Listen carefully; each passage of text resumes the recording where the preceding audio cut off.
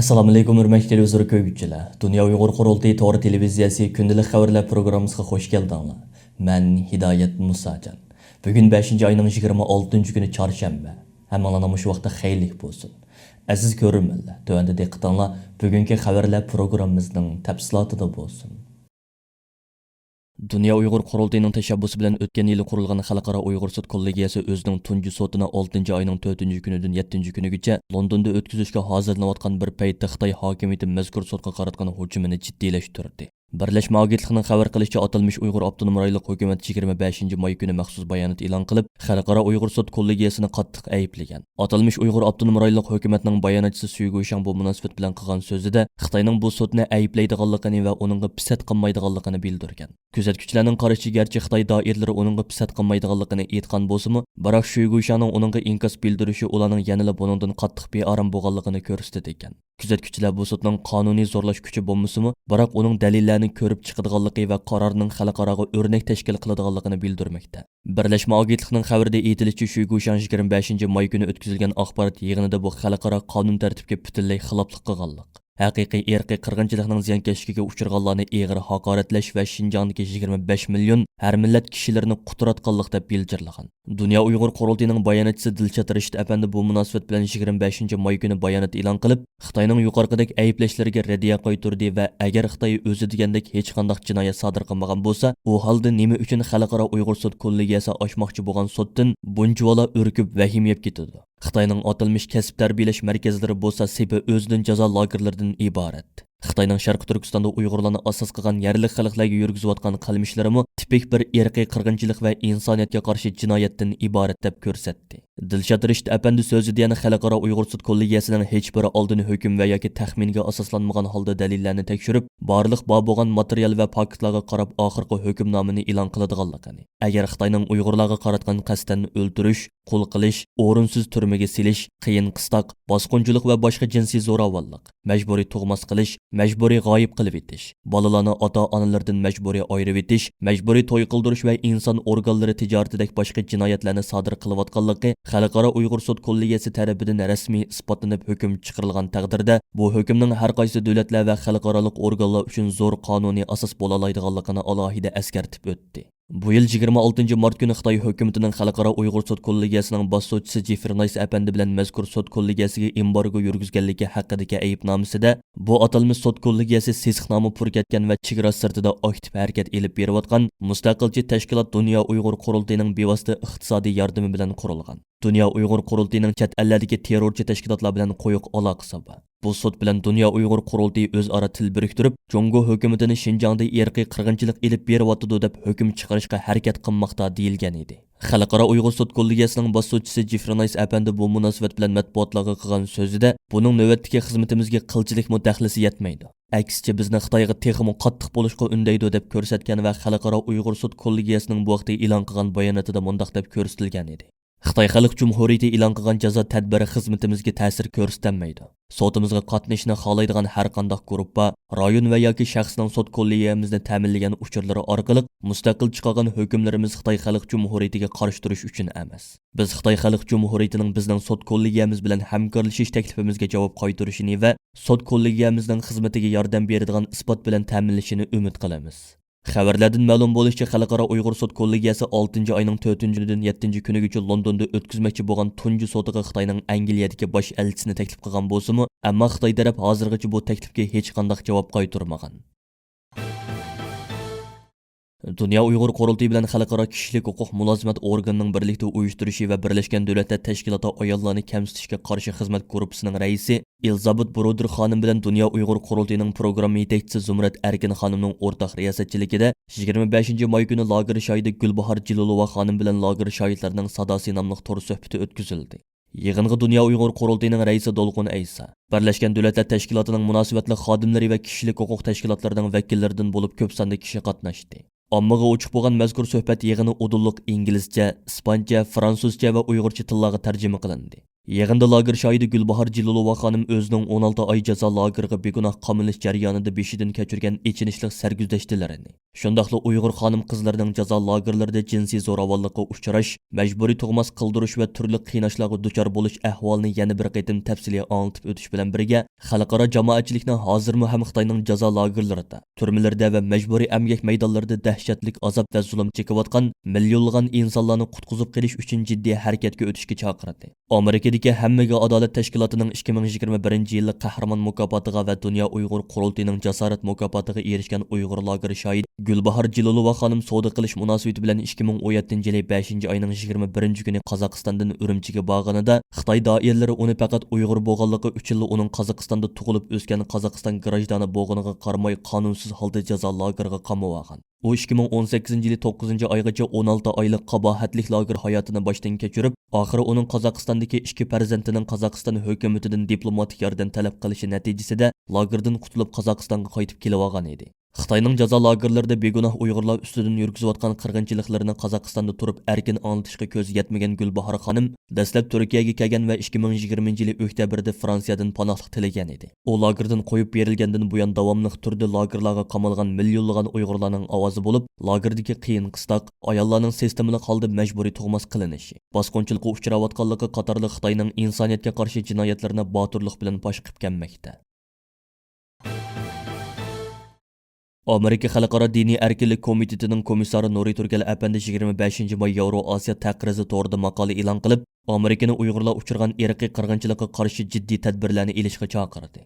Xitoyning Uyg'ur va boshqa Turkiy musulmonlarga qaratgan sistemalik ko'p qirliq irqiy qirg'inchilik siyosatining hozir yangi bosqichga kirganligini ta'kidlagan Nuri Turgal apandi, agar jiddiy tadbir elinmasa, o'z vatanida Uyg'ur deb tasvirlashga bo'ladigan har qanday narsa pat orda quruq shaklga aylanib qoladi deb ko'rsatdi. Nuri Turgal apandi irqiy qirg'inchilik va irqiy qirg'inchilikni inkor qilish degan mavzuliq maqolasida 21-asrdagi kishini hayron qoldiradigan bu irqiy qirg'inchilikqa xalqaro inkosning yetarli bo'lmasligi tufayli uning allaqachon reallikqa aylanayotganligini bildirdi. Uning aytishicha, Xitoy hukumatı irqiy qirg'inchilik qilib qolmay, uni butun kuchi bilan inkor qilib, dunyodan o'zining harakatini maqtashni talab qilmoqda ekan. Shundaqla Uyg'urlarni kamera oldida naqsha etqizib, usul o'ynatib, Xitoyga qarshi tanqidlarni ayblatib, irqiy qirg'inchilikqa qatnashga majburlamoqda ekan. Nuri Turgal apandi maqolasida Amerikaning Uyg'ur majburiy emgakini cheklash, Uyg'ur kishilik huquqini qo'llash qonun loyihalarini o'z ichiga olgan Uyg'urlarga aloqador qonun va qarornomalarni tez ma'qullash, irqiy qirg'inchilikning oldini olish ahdnomasiga imzo qo'ygan davlatlarni ahdnomidagi majburiyatini ado qilishga undishi, Uyg'ur musofirlarini qo'g'dishi, siyosiy panohlik tilaguvchilarning rasmiyatini tezlatishi, raqamli diktatorlikqa qarshi turib, Amerika shirkatlarining irqiy qirg'inchilikdagi rolini tekshirishi qatorliqlarni talab qilgan. Bugun, ya'ni 26-may kuni advokat Nuri Turgalning Amerika Xalqaro diniy erkinlik komitetiga komissar bo'lib tayinlanganligiga 1 yil bo'ladi. Advokatlik qilish bilan birga Uyg'urlar duch kelayotgan siyosiy krizisga ko'krak kerib chiqib, mo'l kasbiy bilimi, yuqori til saviyasi va zerakligi bilan ko'zga ko'ringan kishilik huquq, jumladan Uyg'urlarning haq huquqini qo'g'dash jihatdagi tirishchanligi bilan Amerika Xalqaro diniy erkinlik komitetining komissari, Amerikadagi ikki cho'ng aqllar markazining umrlik a'zosi qatorliq salohiyat va vazifalarga erishgan Nuri Turgal apandi, bu bir qancha yildan beri Amerika Davlat Majlisi va xalqaro so'rovlarda Uyg'urlar uchun muhim xizmatlarni qilmoqda.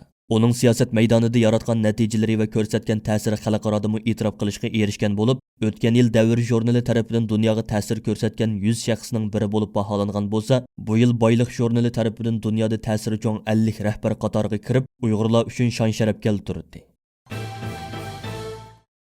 Gollandiyaning bir qancha pensiya fondi o'zlarining qo'lidagi Xitoy shirkatlarining pay chekini bu shirkatlarning Uyg'urlarni bostirishga qatnashganligi sababli setib etgan. Osiyo sarmoyador to'rining xabar qilishicha, pul qo'g'lashish nomli tekshirish to'ri Gollandiyadagi 24 cho'ng pensiya fondining Uyg'urlarni bostirishga qatnashgan Xitoy shirkatlari bilan bo'lgan hamkorlik ahvolini tekshirib, ABP, Detail Hengil, PMT va Voning shirkatlarining bu Xitoy shirkatlaridagi pay chekini setib etganligini bildirgan. Osiyo sarmoyador to'rining xabarida aytishicha, bu 4 Gollandiya pensiya fondining yuqorqi Xitoy shirkatlaridagi pay cheki bek ko'p emaskan. Xabarda bu 4 shirkatning umumiy pay chek summasi 140 million 430 ming dollar ekanligini bildirgan.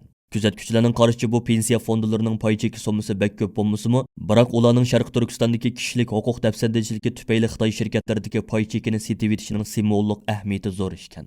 Xabarda bu fondlarning pay chekini qachon setib etganligi tilga ilinmagan. Ammo bu xabar Gollandiya parlamenti bu yil 2-oyda Xitoyning Uyg'urlarga tutgan muomalasini irqiy qirg'inchilik deb e'tirof qilgandan keyin e'lon qilingan. Gollandiya parlamenti qarorida Xitoyda Uyg'urlarga qarata irqiy qirg'inchilik bo'layotganligi ta'kidlangan. Gollandiya tashqi ishlar ministri Stiv Biluk Uyg'urlarning vaziyati qattiq andisha qo'zg'amoqda degan edi. Dunya Uyg'ur qurultiyining uyushtirishi va Yevropadagi Uyg'ur ham Tibet tashkilotlarining yaqindan moslashishida Dunya Olimpik kuni hisoblangan 6-oyning 23-kuni Shveysariyaning Lozan shahriga joylashgan Xalqaro Olimpik komitetining markazi oldida 2022-yillik Beijing qishliq olimpik yig'inini boykot qilish maqsadida keng ko'lamli birlashma namoyishi o'tkazildi. Ondan başqa yana Dunya Uyg'ur qurultiyining uyushtirishi va Yevropadagi Uyg'ur tashkilotlarining hamkorligida 6-oyning 13-kuni Uyg'ur majburiy amgikidan naf ilayotgan va Urumchidagi sho'ba zavodining ishlab chiqarishini hozirgacha davomlashtirib kelayotgan Volkswagen shirkatining Germaniyaning Wolfsburg shahridagi markaziy binosi oldida keng ko'lamli norozilik namoyishi o'tkazildi.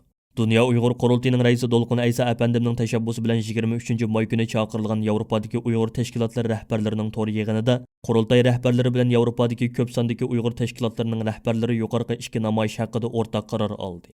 Mazkur namoyishlarga qatnashishni orzu qilgan Yevropadagi Uyg'ur qarindoshlarimiz hozirdan boshlab o'zlarini Dunya Uyg'ur qurultiyiga yoki o'zlari turishliq davlatlardagi Uyg'ur tashkilotlariga tizimga oldirsa bo'ladi.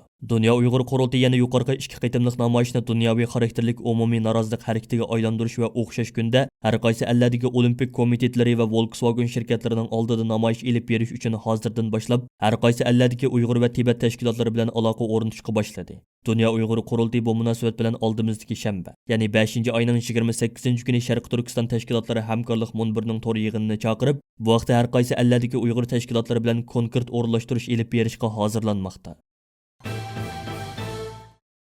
Xalqaro Uyg'ur sud kollegiyasining Xitoy ustidan bu yil 6-oyning 4-kunidan 7-kunigacha Londonda o'tkazishni qaror qilgan tunji qitimliq sotining tayyorlik xizmatlari asosiy jihatdan tamomlandi. Bu qitim chaqiriladigan tunji sotning amaliy ahvolini Dunya Uyg'ur qurultiyining YouTube va Facebook sahifasi orqali naq maydondan ko'ra olasiz.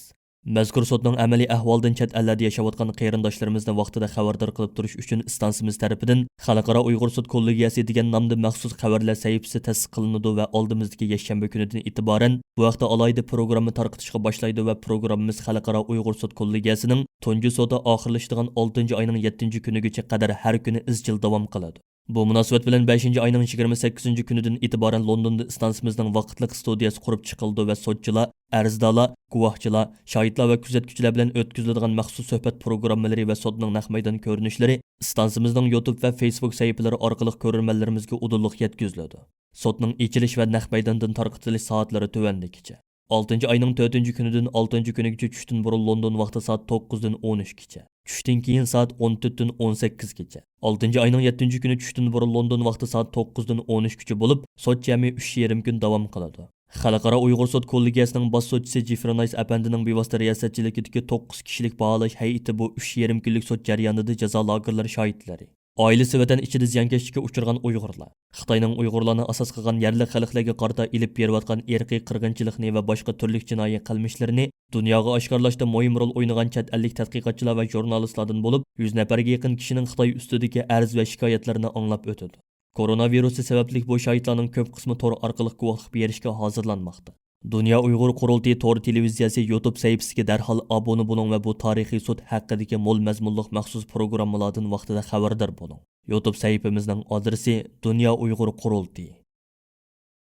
Hurmatli televizor ko'ruvchilar, yuqorida Dunya Uyg'ur Qurultiyi to'g'ri televiziyasi kundalik xabarlar programmasida diqqatingizga sundiq. Keyin qitimliq programmamizni ko'rishaylik. Ko'rishgacha omon bo'lgaysizlar. Xayr xo'sh.